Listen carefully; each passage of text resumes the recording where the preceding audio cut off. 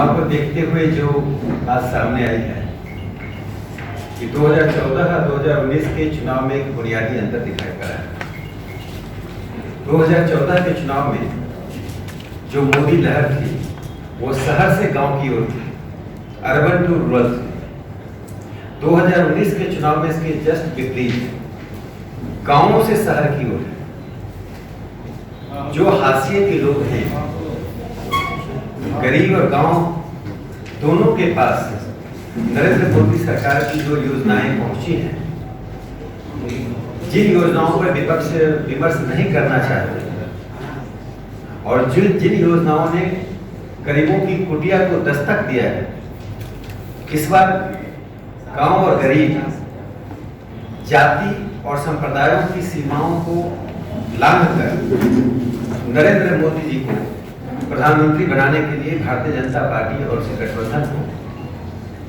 जिस प्रकार से वोट दे रहे हैं, वो विपक्ष के लिए सुनामी साबित होगा। यह चुनाव मित्रों दो कारणों से बहुत महत्वपूर्ण है। पहला जो इस चुनाव में दिखाई पड़ा कि नरेंद्र मोदी जी जिस गठबंधन का नेतृत्व कर रहे हैं और लोकतांत्रिक प्रक्रिया के अंतर्गत इस महागठबंधन के दो और अनौपचारिक सदस्य हैं, वे हैं पाकिस्तान और चीन। भारत जिस प्रकार से दुनिया में के मानचित्र पर अपने विकास और सुरक्षा के मामलों में, आतंकवाद के मामलों में निर्णायक हस्तक्षेप के कारण दुनिया के बड़े देशों के साथ उभर कर सामने आया है, ट्रंप, पुतिन जैसे नेताओं की तरह जिस प्रकार नरेंद्र मोदी जी का हस्तक्षेप अंतर्राष्ट्रीय राजनीति में बढ़ा है, वो भारत की बढ़ी हुई शख्सियत का एक बड़ा प्रमाण है। इसे रोकने के लिए नरेंद्र मोदी प्रधानमंत्री नहीं बने, यह इच्छा किसी की है, यह लोकतंत्र में हो सकती है, लेकिन इस इच्छा को पूरा करने के लिए देश की संप्रभुता, देश की संस्कृति और देश की विरासत के साथ जो महागठबंधन कर रही है, जब न्यायालय और जनता ने 2014 में उसे पूरी तरह से खारिज कर दिया, तो ये उम्मीद की जाती थी कि इस तरह की नैरेटिव देने वालों को हाशिए पर डाल देगी कांग्रेस पार्टी। लेकिन इस नैरेटिव को देने वाले दो पूर्व गृह मंत्रियों शिंदे और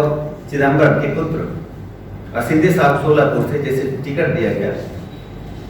और 26/11 के लिए पाकिस्तान को क्लीन चिट देकर राष्ट्रीय स्वयंसेवक संघ को आरोप लगाने वाले दिग्विजय सिंह को भोपाल से टिकट दिया गया। यह दिखाता है कि कांग्रेस पार्टी फिर से उस नैरेटिव को जीवित करके किसे खुश करना चाहती है, क्यों खुश करना चाहती है, बहुत ही स्पष्ट रूप से दिखाई पड़ता है। दूसरा यह चुनाव इसलिए भी महत्वपूर्ण है जहां Narendra Modi ji nation first, Bharatiya Janata party nation first लेकर चल रही है,